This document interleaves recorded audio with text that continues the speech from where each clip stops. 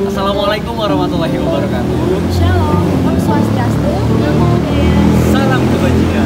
Kami dari kelompok 6 akan menjelaskan tentang Hukum Perjanjian pasal 1320 KUH Perdata. Selamat menyaksikan. Bye.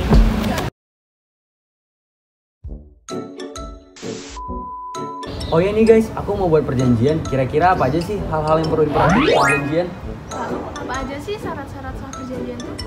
Terus gimana sih pembatalan perjanjian itu? Terus dibagi jadi berapa kategori sih perjanjian itu? Nah, apa saja ketentuan umum perjanjian itu? Nah, buat teman-teman yang pengen tahu tentang perjanjian, yuk cek video kami. Joshua mana nih? Nggak dateng-dateng. Ini kemana anaknya nggak muncul-muncul? Maaf guys, aku tadi terlambat. Gimana sih Josh, jam segini baru datang? Ya maaf guys, aku terlambat dari ketinggalan. Kan udah janji Josh jam segini. Kamu nggak tahu ada hukum yang wajib perjanjian? Tahu kan? Pasal 1320 KUH Perdata. Tahu juga? Ya udah nonton videonya. Nih Jos, lihat Jos.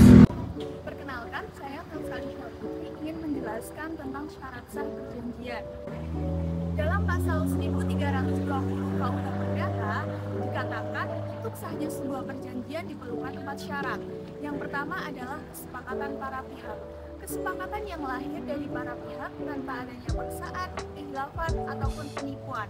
Yang kedua, kecakapan para pihak. Terdapat pada pasal 1330 KUH Perdata telah menyebutkan pihak-pihak mana saja yang boleh atau dianggap cakap dalam melakukan sebuah perjanjian. Yang ketiga, adanya objek perjanjian. Maksudnya dalam sebuah perjanjian, apa yang diperjanjikan atau objek perikatannya harus jelas. Yang keempat, sebab halal atau tidak terlarang. Berarti tidak boleh menjanjikan sesuatu yang dilarang undang-undang atau bertentangan dengan hukum, norma-norma kesopanan, ataupun ketertiban umum seperti pada pasal 1337 KUH Perdata. Saya Nailatul Istiqomah. 4 syarat sah perjanjian yang telah dijabarkan tadi dibagi menjadi 2 kategori, yaitu syarat sah subjektif dan syarat sah objektif. Syarat sah subjektif berdasarkan pasal 1320 KUH Perdata, yaitu yang pertama, adanya kehendak dan kesepakatan para pihak. Yang kedua, kecakapan para pihak. Lalu syarat sah objektif berdasarkan pasal 1320 KUH Perdata, yaitu yang pertama, adanya objek atau perihal tertentu. Yang kedua, sebab atau kausa yang diperbolehkan, dihalalkan, atau dilegalkan oleh undang-undang. Saya Karmen Vanessa Predelvo yang akan menjelaskan tentang pembatalan perjanjian. Pembatalan perjanjian dibedakan menjadi 2, yaitu perjanjian dapat dibatalkan dan perjanjian batal demi hukum. Perjanjian dapat dibatalkan atau voidable adalah akibat hukum dari tidak terpenuhinya syarat subjektif. Perjanjian tidak serta-merta dibatalkan secara hukum, melainkan harus meminta pembatalan kepada pengadilan. Perjanjian sendiri tetap mengikat kedua belah pihak selama tidak dibatalkan oleh hakim atas permintaan pihak yang meminta pembatalan tadi. Berikutnya ada perjanjian batal demi hukum. Perjanjian batal demi hukum atau null and void adalah akibat hukum dari tidak terpenuhinya syarat objektif suatu hal tertentu atas sebab yang halal sebagai syarat sah perjanjian. Perjanjian ini ketika dibatalkan dianggap tidak pernah ada. Halo, perkenalkan nama saya Joshua Syagian.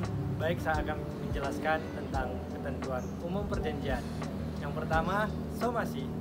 Baik, saya akan menjelaskan yang pertama, somasi. Somasi adalah surat teguran atau peringatan awal sebelum suatu perkara dibawa ke ranah pengadilan. Yang kedua adalah wan prestasi. Wan prestasi adalah suatu keadaan di mana seorang kreditur tidak mampu menjalani kewajibannya sesuai dengan perjanjian utang piutang yang telah dibuat. Nah, yang ketiga, ganti rugi. Ganti rugi ialah orang yang melakukan kesalahan terhadap pihak yang dirugikannya. 4. Keadaan memaksa. Keadaan memaksa dalam pasal 1244 KUH Perdata dan 1425 KUH Perdata yang menyatakan memberi kelonggaran biaya.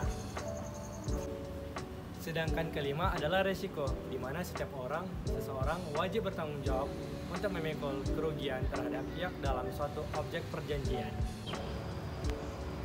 Halo, perkenalkan nama saya Imam Reski Basan Tamani Puruk. Di sini saya akan menjelaskan bagaimana akibat hukum jika melanggar sebuah perjanjian yang terdapat pada pasal 1267 KUH Perdata. Seperti pada pasal 1267 KUH Perdata menjelaskan bahwa pihak yang terhadapnya perikatan tidak terpenuhi dapat memilih memaksa pihak lain untuk memenuhi persetujuan jika hal itu masih dapat dilakukan, atau menuntut pihak lain untuk pembatalan persetujuan dengan penggantian biaya kerugian dan bunga.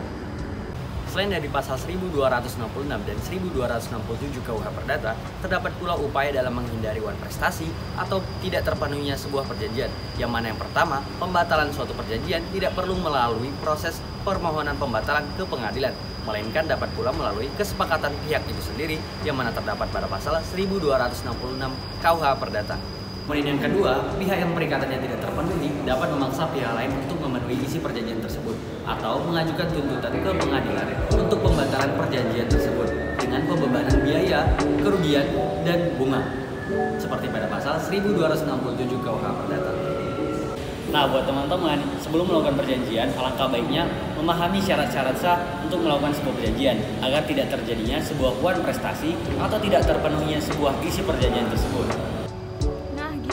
Udah paham belum sama materinya? Ya, aku udah paham. Makasih ya. Terima kasih sudah menonton teman-teman. Jangan lupa apa? Like, Comment, and subscribe. Bye.